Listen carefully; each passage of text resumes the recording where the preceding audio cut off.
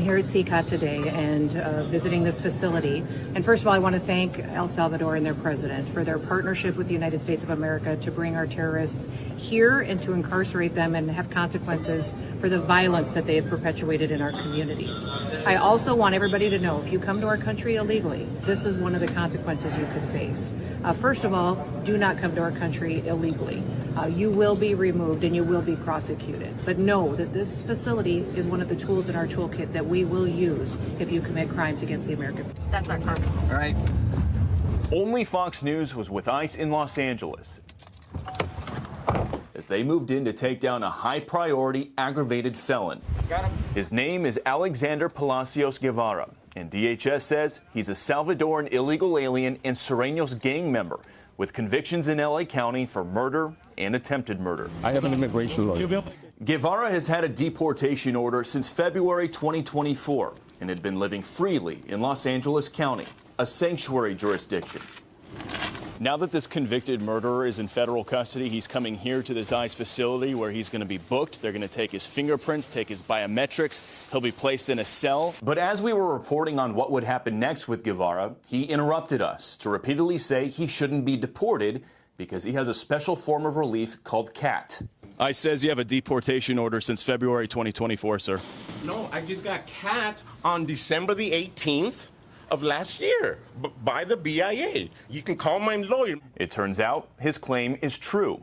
ICE wasn't aware at the time of his arrest, but in the final days of the Biden administration on December 18th, the BIA, or Board of Immigration Appeals under the Biden Justice Department, granted Guevara a relief known as DCAT, meaning deferred removal under the Convention Against Torture. It means Guevara can't be deported to El Salvador because he fears being killed or tortured. Are you a convicted murderer, sir? I am free. Are you a convicted murderer?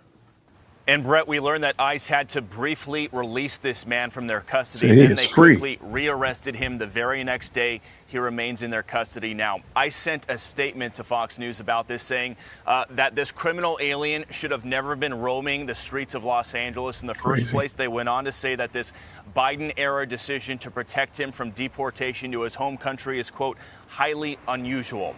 ICE tells us this guy is going to stay in their custody right now while they try to find another country they can deport him to other than El Salvador. What on earth is CAT withholding? Weird name, I know. If you've got an asylum case in immigration court, you may have heard this term in your research. Maybe the judge talked to you about it. Here's the idea.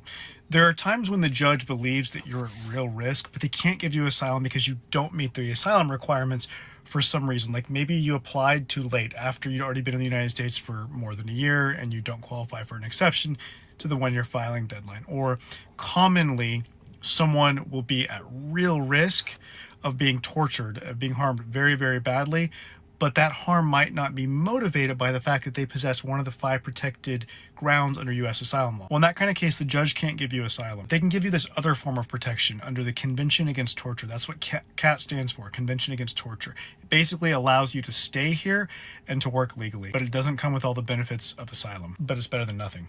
I'm not trying to justify illegal immigration, but hear me out. It costs us taxpayers over $17,000 to deport just one person from the U.S. You're deporting 1 million people? Well, guess what? That's going to cost us $88 billion.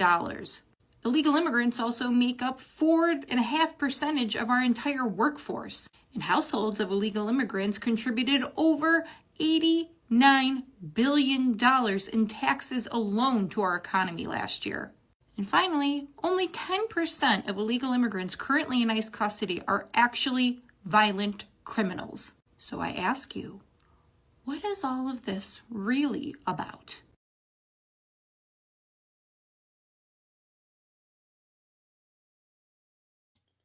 I don't think her numbers are right. So why would it cost $17,000 to deport somebody and you multiply that by 1 million? Why would that not be $17 million? Or wait, $170 million? I'll double check. Am I going crazy?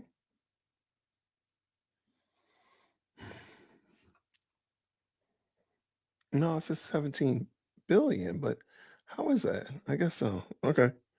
You're just adding the zeros to the end of it. Okay, maybe it's 17 billion. Where did she get 88 billion from?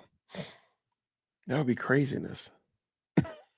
This is wild, y'all. So this is part of the shenanigans that we have. And of course, we want due process and that, but we also want people who have already overstayed their welcome, people who've already been in the country too long, or are criminals that already have a deportation request or a deportation order is out there, to be moved along the system a little bit faster.